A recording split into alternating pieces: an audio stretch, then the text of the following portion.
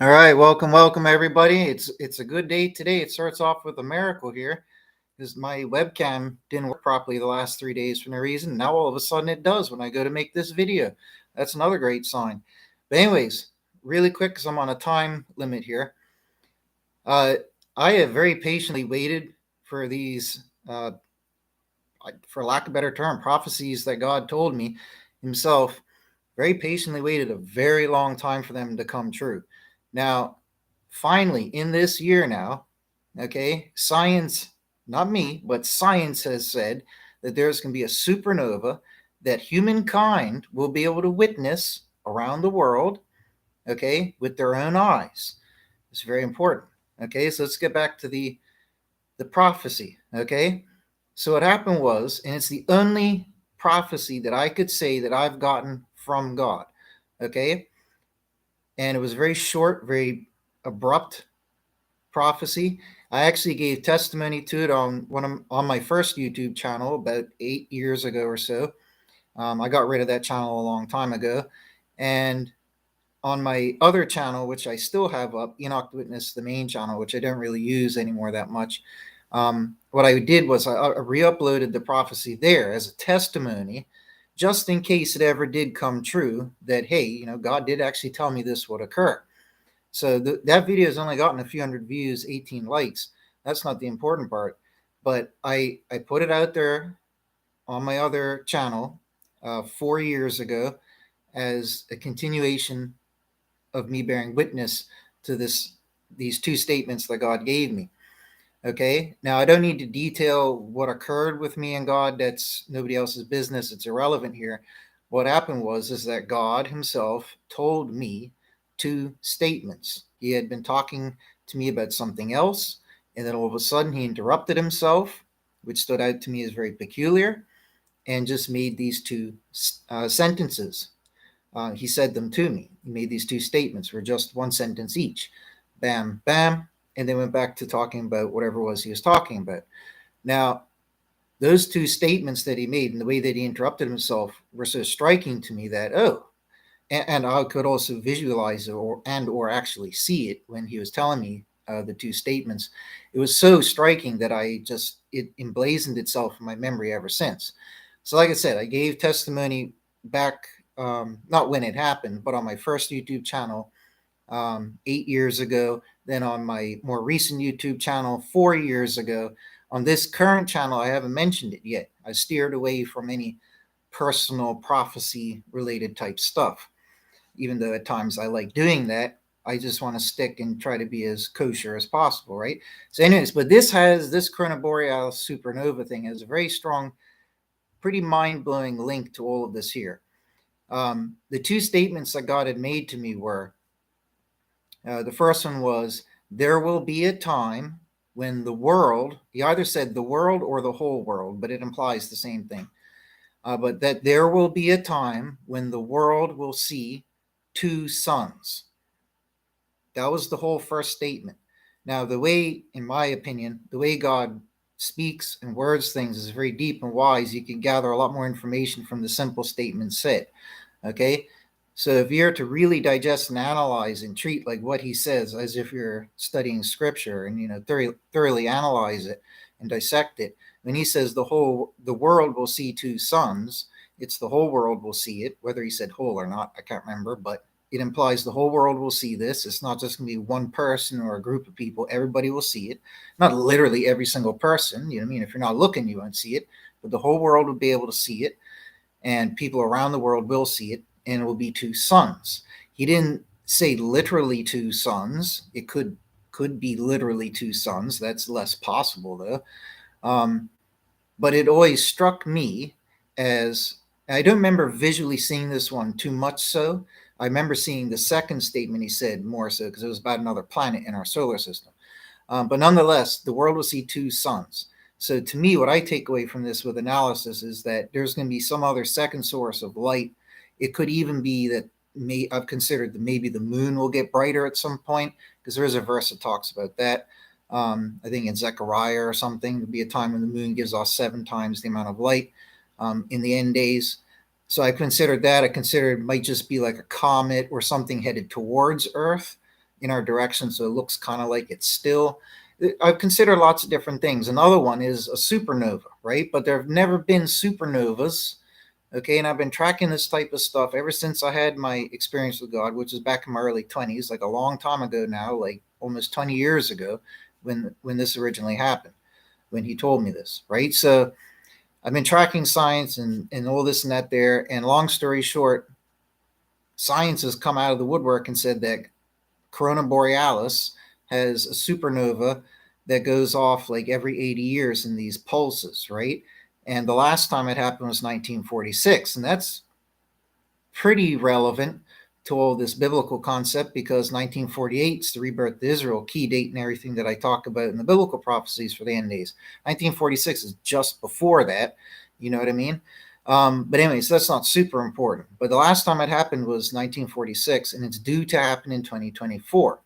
Okay? And science has said that the whole world will be able to see it, and you'll be able to see it with your own eyes. Now, what they have said is that it's going to be at the maximum brightness that it will have is magnitude 2, which is about as bright as the pole star Polaris, but the pole star. So that's pretty bright. It will make it one of the brightest things in the sky. However, it's still nowhere near as bright as the moon, right? So I don't know if just seeing a new star, because that's what they say it will look like to us as a new star, that may not actually qualify, even according to my own opinion, as a second sun. I mean, we see a new little star popping up in the sky. Most people wouldn't even know where to look or notice it. To me, when God says there will be a time when the world will see two suns, it's going to have to be something quite bright. So what I'm thinking is, if the supernova, when it goes off this year, if it actually is brighter than they expected, then it could qualify as a second sun. It doesn't have to be the same size as our sun in the sky or the exact same brightness, but as long as it's a big luminous body that's new and out of place, that will qualify. And if it's not moving, you know what I mean? If it's like a big luminous second light in the sky, that's good enough. That would satisfy the prophecy. Okay, so that's one condition here. Now, it's pretty amazing that there is going to be a supernova, and in 2024, which is the biblically ascertained final year, like I've talked about in my books that are available on Amazon, I've talked about on all my YouTube channels for like 8 years now. Okay, 2024 is going to be it. So the very fact that they're now saying a supernova might go off within itself is not significant, but in light of what I've experienced with God, it does make it significant. Because if 2024 is the end, then why would God bother telling us about some irrelevant event that takes place after? You know what I mean? When God told me that, it gave me the impression that it would happen at the end of days. Because why would God tell me something irrelevant to me? You know what I mean? That's going to take place hundreds of years after I die. It's completely irrelevant information. Why would he? This is what I took away from the statement when he made it to me. He didn't say this is going to happen at the end of days, but that's what I felt from it.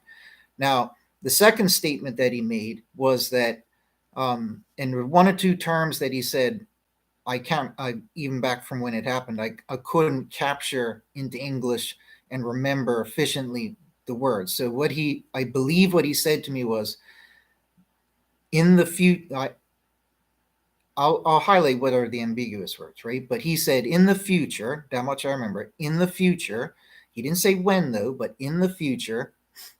And also keep in mind, if the second statement's linked to the first one, which it may or may not be, right? It's like a puzzle from God. But if the second one is linked to the first statement, then that would also imply that in the future we will see two suns. I mean, there will be a time also implies the future anyways, but you get my point. So at the time I had this impression that the two events would be linked, most likely, and that they would occur, somewhat together in the future at some point in the end of days. That's what I took from it. But what he said was, in the future, the planet, and I'm pretty sure it was Neptune. It may have been Uranus. It may have been Jupiter, but it wasn't any other planet.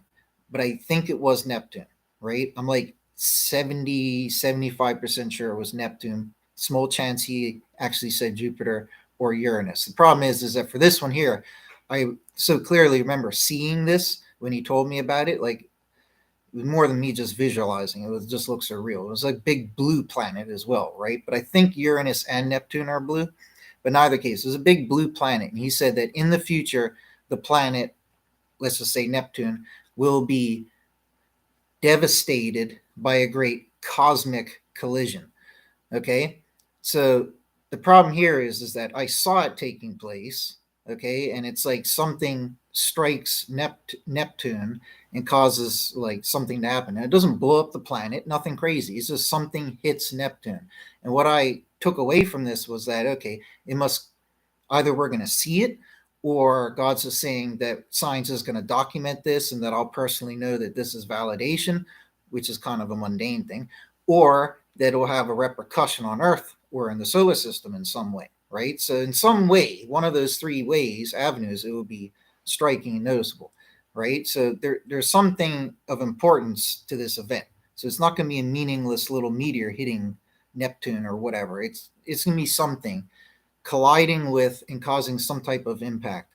The problem is I don't remember the words, or I couldn't put into English the words that he said to me for devastated. It may not have been the word. I don't think it was the word devastated. Is this? It'll be affected. It wasn't even the word affected. I can't find the right word for it, but it's along those lines. Everybody will get the right idea. Something hits Neptune, and the way that because it's not good to misquote God, but the way that he said it, keeping the variables, like I said, is in the future, the planet Neptune will be devastated by a cosmic impact, okay, for lack of better terms. So that may be linked to the two suns. Now, if it is, be very interesting if the supernova occurs. It may be because of it or just at the same time as it, something will strike Neptune. Maybe it'll be a band of energy, or maybe it will be some meteor or something will actually hit Neptune, and maybe it will or won't have some repercussion. But in either case, those are the two statements that God gave to me. And I waited all these years for something to even come close to it. And the only thing that has come close is the supernova, which is taking place in the year that I have discovered the Bible decrees is the end. So I'm open to considering that this could likely be it. But where it gets very stranger, a lot stranger in a good way, is that when I was 14 years old, okay, there was an evening where I was in my house and something compelled me. It's a very unusual occurrence, but something compelled me to go outside in the sky and look up. And when I went outside and looked up at the sky, it was night sky, and there's this big white sheet-like cloud, like a piece of paper over the whole sky, like smooth as paper and like whitish gray. And it looked like somebody had a cookie cutter and went chunk and took out a shape. Okay, so I've drawn it here on a chalkboard for everybody to see. This is literally what I saw in the sky above me. Huge. It was a symbol cut out of the cloud. I could see the sky behind, in the gap where the shape had been cut out, like as the cloud moved, because clouds move, right? The thing is, as the cloud moved, the shape of this symbol began to become obscured because the cloud is moving, which means that whatever compelled me to go outside and look up at that exact moment, which is something that I'd never done before, okay, that thing had compelled me to look up because that shape was only visible for those seconds, right? So something had put that shape into the cloud and compelled me to go out and behold it before the cloud moved enough to obscure the edges of the shape. 10, 15 seconds of the cloud moving, the shape was gone. It was clear cut, laser cut edges. Like, I don't know what cut them, but I'm just saying, like, they're very clear, defined, like as if laser cut from the cloud. Very, very bizarre. So anyways, long story short, that night was the first night that I ever saw a UFO. I actually saw it during that event.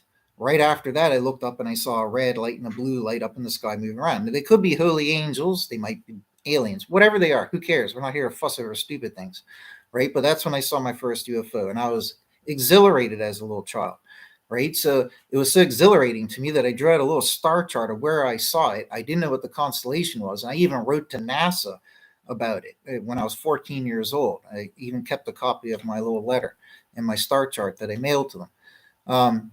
So in either case, I found out that the constellation that I saw the UFOs in was Corona Borealis. And ever since then, I had a little connection to Corona Borealis in that sense. I can't think of the right word, but that little, you know what I mean, connection to Corona Borealis. Where this relates to Corona Borealis, the constellation, is remarkably a C shape.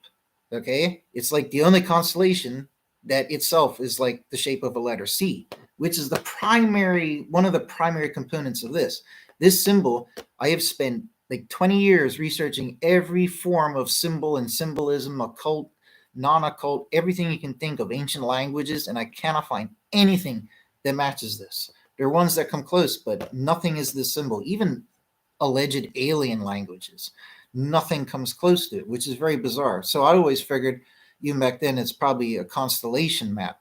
So it does resemble Corona Borealis with the C, but as for these points, like the three stems and the one of which is the longest, I'm assuming they just point to relevant stars, right? So that's what I always figured it was as a kid.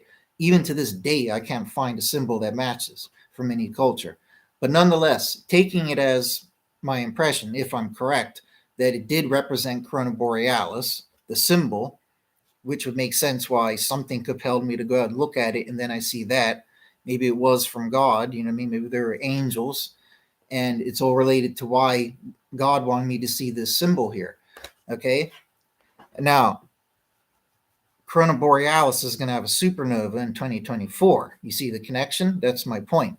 So this isn't just, an astronomical thing that's taking place. To me, this is an event taking place in the final biblical year, the year of the end days, allegedly, according to the Bible. And not only that, but it links up to the prophecy that God gave me, and it links up to, it potentially does, and it links up quite directly to the constellation Corona Borealis and that symbol that I was shown. So at the end of the day, in the back of my mind, I'm thinking and wondering, maybe God gave me a sign through the heavenly messengers when I was a little teenager, right? Because I was spiritual back then, right? Maybe he gave me that sign as like an enigma or a puzzle that I wouldn't be able to solve, but that would just stick in my mind my whole life. And at the end of days, I'd slowly piece the puzzle together. I mean, one of the required pieces of that puzzle coming to fruition would be something taking place in Corona Borealis. Well, we have that now. So maybe God was giving me a sign of all this. And maybe, I'm just saying maybe, when that supernova occurs, maybe it is going to be quite bright. Now, there have been times in the past, like in the 1100s or 1400s or whatever, where historians say that they believe that this event was last recorded because it happens in cycles, right? And if it was this one, because I read their comments on this, right? Their writings on this, they believe it was this Corona Borealis supernova back in these one or two dates. And the description of the events when they occurred, the people at the time writing was like, it was so bright, it really stood out in the sky. It wasn't just like a normal star. It was like it was quite large and quite bright. So that holds promise for this, right? So, there's a reason to believe this one could actually flare up bigger than magnitude 2, potentially, is my point. And the other interesting thing is they said that it was so bright that I think they said at nighttime you could still see, and it would cast shadows on things during the daytime or at nighttime, one of the two. It would make things cast shadows, which is quite interesting. And that does, I believe, line up more than loosely even with some of the Old Testament prophecies, right? So there'd be a time where the sun and the moon give off more light. He says there will be a time when there is light at nighttime. That's what God says in those prophecies. But anyways, I've got to go because I don't want to be late. Okay. 60.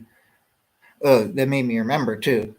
Something did strike Neptune in the last 5 or 10 years or whatever, but it wasn't monumental enough to even click any interest in me. But if you look up, you'll probably find that too. Something did hit Neptune, but anyways. Thank you folks for coming by, but I really got to go because I can't be late. All right. God bless you all. Take care. And I'm not promising people this is it, of course. I'm just throwing this out there because, hey, you know what I mean? I'd be pretty foolish to ignore the sign, the prophecy, and what science is saying now, like triangulating together. and the biblical final year, I'd be kind of stupid to ignore all that, right? So I'm just throwing this out there in the wind that, hey, if this happens, then I would have to say God gave me prophecy. And if it happens, I would have to say God did give me that sign when I was 14. Um, what to make of it? It would just be an indicator that this is the time of the end. Get ready. So take care, folks.